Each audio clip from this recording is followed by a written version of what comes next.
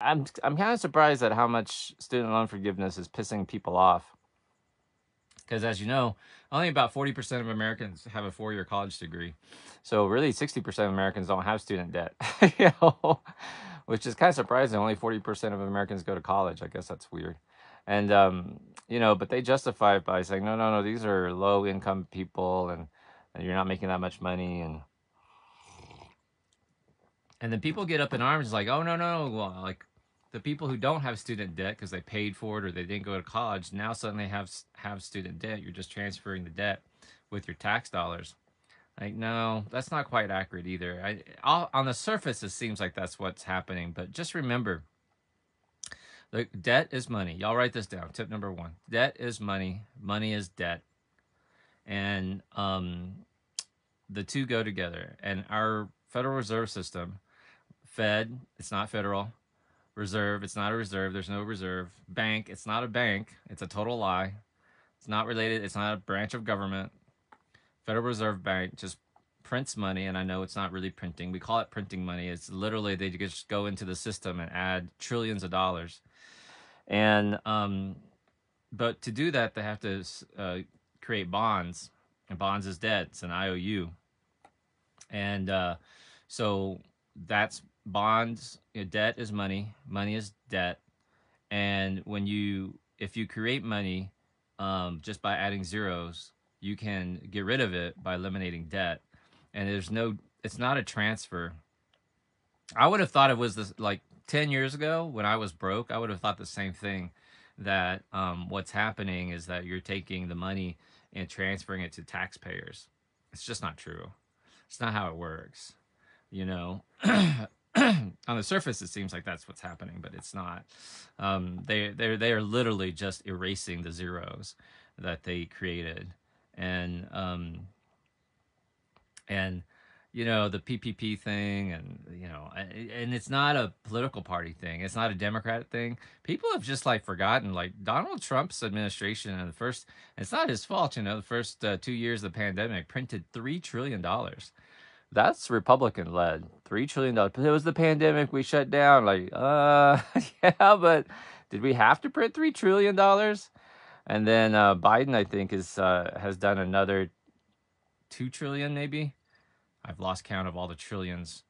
And so now this debt relief is it's smoke and mirrors, but it's good. I mean, if someone is benefiting from the $10,000 or $20,000 debt relief, good for them. Good, I'm happy for you, because I know it doesn't affect me. Like, I don't qualify.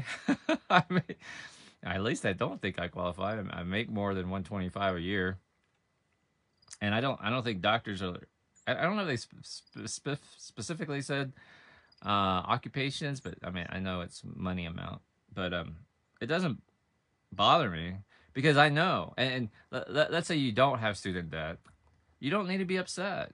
You don't. It's not a tax burden on you, because we didn't have the same outcry when they were printing trillions of dollars for the stimulus checks and stimulus relief.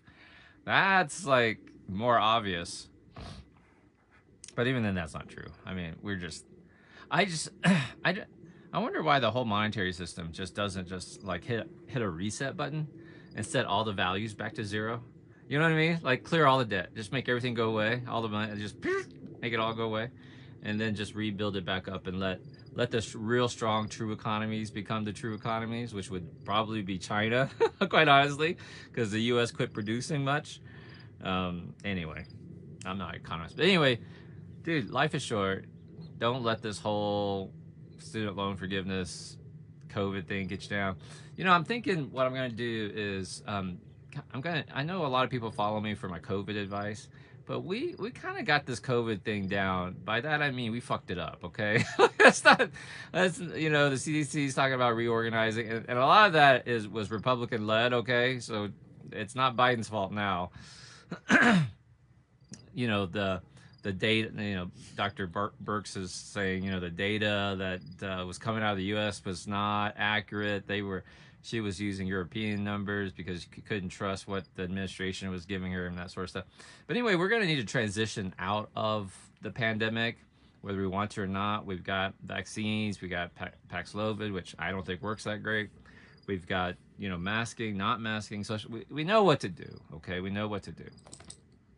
But what we don't know how to do well is all the psychosocial, you know, part of it, like coming out of the pandemic. We've got this small group of kids now that didn't get high school graduation, that didn't get Friday night football, that didn't get, you know, praises and all that sort of stuff, that don't know how to socialize.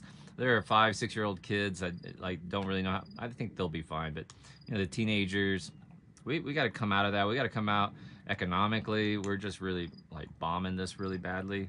So I think what I'm gonna do is I'm gonna transition my YouTube channel to kind of discuss, like, you know, going from being a surgeon to being this ranch owner. I own this almost 1,700 acre ranch in northern New Mexico.